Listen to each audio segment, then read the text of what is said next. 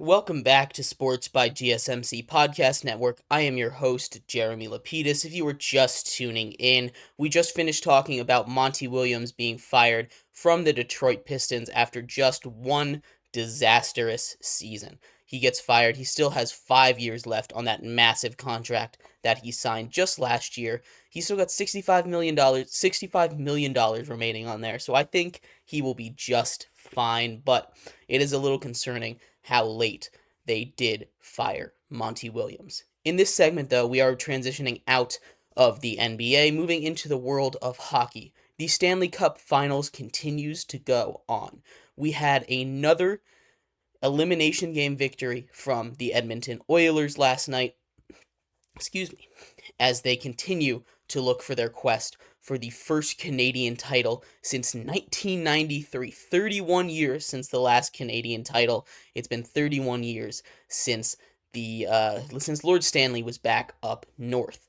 But Game 6 is going to be on Friday after a great Game 5 was played last night. We'll talk all about that, everything that went into it, what the takeaways are from that game, and more. But before we get into that, remember that if you would like to be an even bigger part of the show than you already are, all you need to do is go to gsmcpodcast.net. Leave a tip or donation with a message in it. That message should pop up on the bottom of the screen for you, me, and everybody else around the world to see. If you do have a burning question about sports, anything at all that you would like to add, go ahead and throw that in the comments. I will get to it as soon as I possibly can. I appreciate all of you guys for sticking around, talking some sports with me here on a beautiful Wednesday afternoon. But like I was saying, we are going to get into the world of hockey here today. The Oilers continue to be on that warpath. They have not lost an elimination game all playoff long. They have not lost more than 3 games in a row all season long. They continue to look for that first Stanley Cup since the first Stanley Cup since the early 90s. I think since 1990 they won one. That was the last time. This is their first appearance since 2006. It's been a long time coming, but Connor McDavid refuses to let this team die, and it is incredible the Herculean effort that he has been able to put up to keep them in this series. And we'll talk a lot more about Connor McDavid in the next segment, because we're going to discuss a little bit about if he should win the Conn Smythe, which is the MVP of the NHL playoffs, regardless of whether or not the Panthers win or the Oilers win or lose this series. So we'll talk a lot more about Connor McDavid, but to keep things short and brief real quick about him right now, because he was, again, the main story in Game 5 as the Oilers take down the Panthers 5-3, a tight contested game. The Oilers jump ahead early, starting another big offensive night with another shorthanded goal on a breakaway, a nice move past Sergei Bobrovsky, and the Oilers jumped out to a 3-0 lead in that into the second period. They jumped out to a big early lead. The Panthers were able to start to crawl back. They made it a 1-goal game eventually. It was 4-3 before the Oilers dropped in an empty netter to finish off the scoring. That was Connor McDavid's second goal of the game. His first was the third goal of the night for the Oilers, as he made a negative angle shot, a shot from basically right at the goal line.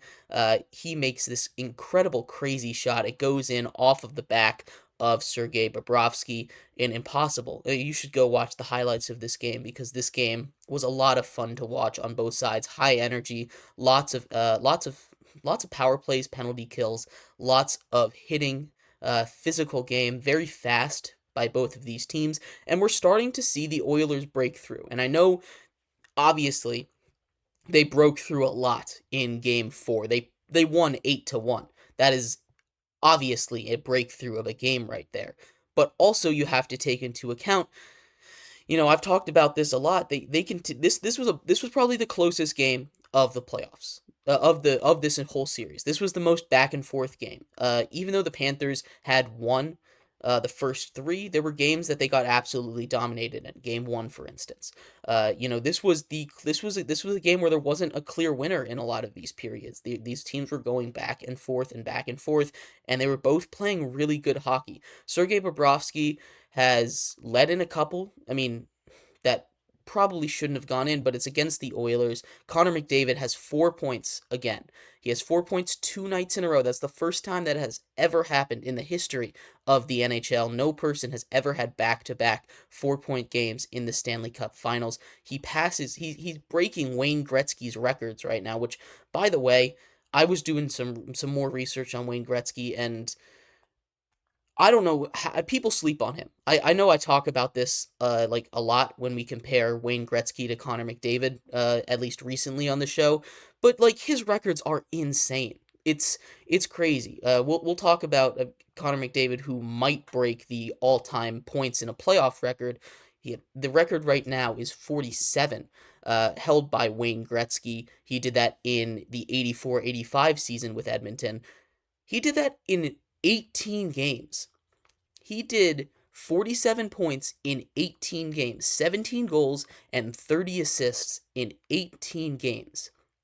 And that is just insane. I don't think I I can't even really put that into words, right? That is almost 3 points a game. To put it into context for what we're seeing right now, Connor McDavid, who might break the record, probably will move at least into second place. Right now he's at 42. Second place is 44. Uh, I mean, obviously, if he keeps playing like this, he'll get to 46 next game. But he's done 42 points in 23 games, which is also insane. That is not a normal thing for people to do. Also in that season, Wayne Gretzky scored a goal on 25% of every single shot, 25% of the shots he took. 1 out of every 4 times that he shot the puck on net, it went into the back of the net, which is also just not human numbers. Those are kind of insane numbers, but this is not Wayne Gretzky. He is the great one for a reason, right? But Connor McDavid continues to power these Oilers to a super high a super high potential. And we talked about this in the Western Conference Finals. I was talking about how when the Oilers play with energy, like, I don't think they're the best team that was alive in that four. I think they probably were the worst team that was left out of that four, quite honestly. But we mean with the Stars, the Rangers, the Panthers, and them.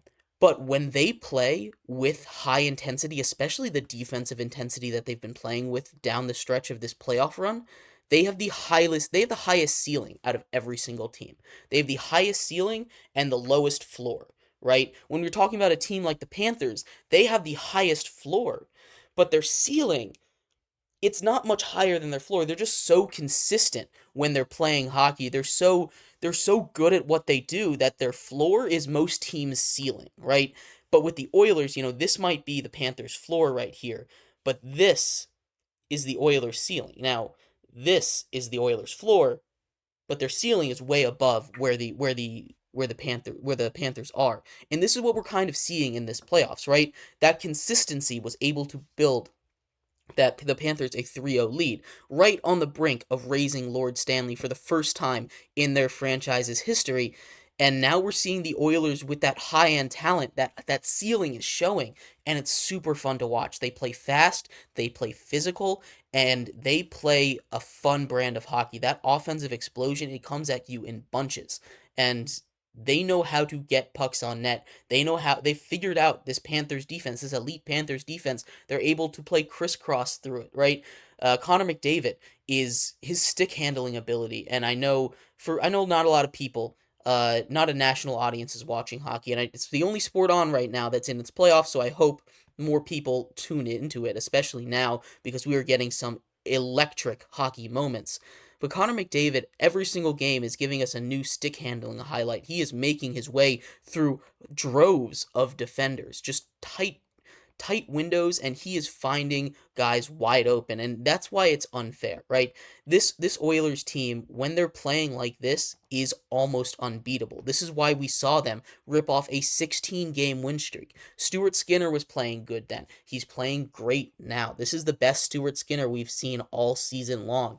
This Oilers team is dangerous, and they really do have a shot of doing a reverse sweep, and I know that's still really early to say. This Florida Panther team is great. This Florida Panther team is nothing if not consistent. And even last night, they they had a real shot of winning that game. One Stuart Skinner great glove save is the difference in this game between the Panthers raising this cup right now and the Oilers and the Panthers flying back to Edmonton for game 6 on Friday, right? Regardless of how good Connor McDavid has been playing, this is a complete Oilers team. They've turned it on when they needed to. And when their back is against the wall, as it's been in the Western Conference semis against the Vancouver Canucks, as it's been in this series, they have answered the bell. They have come out swinging, and they are giving a little bit of space. They just can't get comfortable. It's really hard to play with this much energy for this long. It really is, especially in such a grueling game like hockey. But if there's 2 more games left in the season. Give it all you got. See if you can make history. I'm very excited to see what happens on Friday. We'll talk a little more about it. If I'm giving a prediction, honestly, I do think that the Panthers are going to be able to pull this one out. But if McDavid continues to score 4 points every single night, you don't really stand much of a chance. They need to figure out how to at least slow him down. Keep him to 3 points, maybe. Maybe that'll be enough for your team to pull out a win over there in Edmonton. But that crowd is going to be rocking on Friday night, and I am beyond excited to see what happens in Game 6 of the NHL Stanley Cup Finals. We're actually going to finish up our NHL talk in our next segment. We're going to talk a little bit more specifically about Connor McDavid. And whether or not he deserves to win the MVP of the playoffs, regardless of if his team wins or loses this Stanley Cup. It's only happened once before. Does it deserve to happen again?